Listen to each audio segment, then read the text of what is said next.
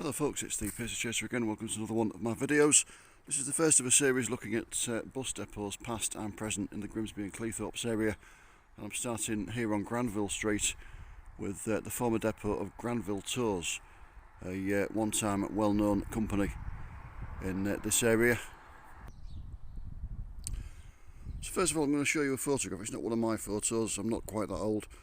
If you look behind the bus there, and behind the parked buses behind it, you can see a wall sticking up, and if I pan up, it's that wall there. So that's where the depot was, just in that area.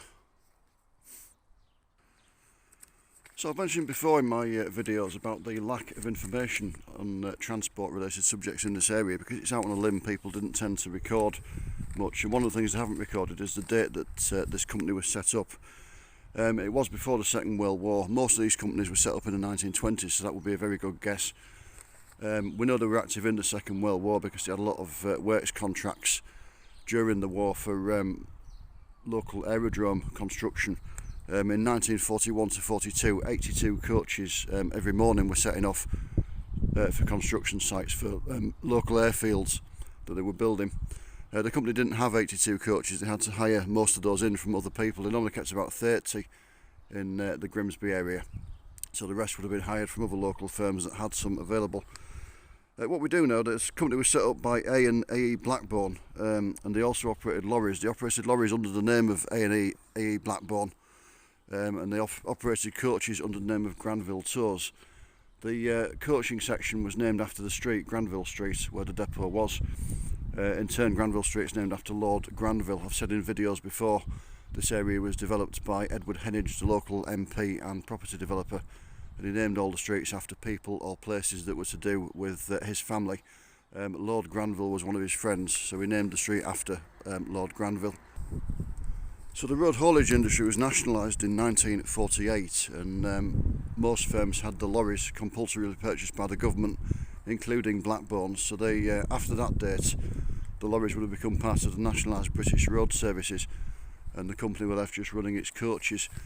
They had various depots. This was the main depot and headquarters, but they also had other depots at Garth Lane in Grimsby, just off Alexandra Road. There was a depot in Cleethorpes. The site of that wasn't specified in the source that I read, but they were coach depots. In the days when they ran lorries, they also had a depot on Grimsby Fish Docks for lorries.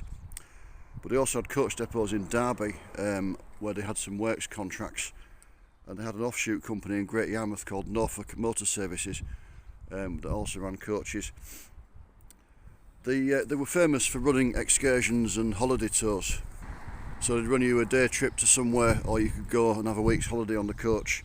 They also did quite a lot of works contracts. We've mentioned the Second World War aerodrome building contracts previously. I found an interesting article from Commercial Motor in 1947. It gave a snapshot of it on a Saturday in October 1946, at which time they still ran lorries. But on that Saturday in October 1946, there were 29 vehicles, 29 coaches, should I say, active from the Grimsby depots. 15 of those were on works contracts. The majority of those would have been for Scunthorpe Steelworks. They had a lot of works contracts for the steelworks at Scunthorpe. 6 were on private hire, so they'd been hired by private groups. There's a good chance if it had been a Saturday in October that most of those were going to the Grimsby Town match, wherever they were playing. They used to advertise, did Granville Tours, on the match programmes of Grimsby Town, advertised for private hire, so if you wanted to go to the away fixtures, you could hire a coach. 5 were on excursions. There were only 2 excursions running, but they needed more than one coach on them. 3 had gone down to Great Yarmouth, and the other 2 had gone on a day trip to Doncaster, of all places. And then the other 5 vehicles, 3 were just in reserve in case they were needed, and 2 were undergoing maintenance. So that gives a kind of snapshot of the kind of thing they did. On the same day, there were 10 vehicles active from Derby. All of those were on works contracts. The main function of the Derby depot was works contracts for the Rolls-Royce engine factory. So that's what their coaches were basically doing.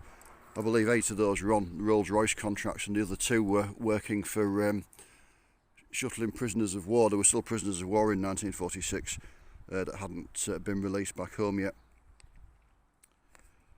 Just next to the depot site here on Granville Street there was the Bird's Eye factory.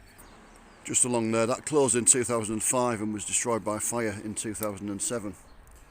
So also in the late 40s, Granville Tours rebuilt the depot. It was quite ramshackle according to the 1947 article. There were various disjointed workshops, and they built a new entrance and office block, and their address for a time became Wellhome Road Extension. I'm assuming these buildings were part of the complex, but I'm not 100% sure. I've never found a photo taken of the depot itself. There's plenty of photographs of vehicles parked in the depot, but they don't show the depot very clearly. There would have been like workshops and things if they were part of it. Obviously you wouldn't get a coach or a lorry in or out of this doorway, but I'll just film as we're going round. I'm going to turn around into Convermore Road and take you down to Wellhome Road, as I say, where they built the new entrance. When coach deregulation happened in 1980, bus deregulation is quite famous, 1986. But coaches was done 6 years earlier in 1980. At that point, Norfolk Motor Services, the Great Yarmouth offshoot, started to run quite a lot of services. Things like Great Yarmouth to Luton Airport and things like that. They also ran a Yarmouth to Grimsby service jointly with Granville Tours, should I say. And that service extended up through Hull to Scarborough at various points as well. Deregulation basically made it easy to run services. The things like excursions that I mentioned and holiday tours would have needed licences. So for example, that excursion to Yarmouth that I mentioned with 3 coaches on it, that would need to be licensed by the local traffic commissioners here in Lincolnshire and any other areas that it passed through. So you would imagine Norfolk as well would have to license it, and the licence would say how many times a year they could run that service, how many coaches they could put on each excursion that they ran. So it was quite onerous, the conditions. Deregulation did away with that. You could just run an excursion to wherever you wanted, whenever you wanted. If you had enough bookings for 1 coach, you could run 1. If you had enough bookings for 10, you could run 10. So it made it a lot easier. So this is Wellhome Road, looking there towards Hainton Avenue. If I turn round, this is Wellhome Road Extension. As you can see, it's not the longest bit of street.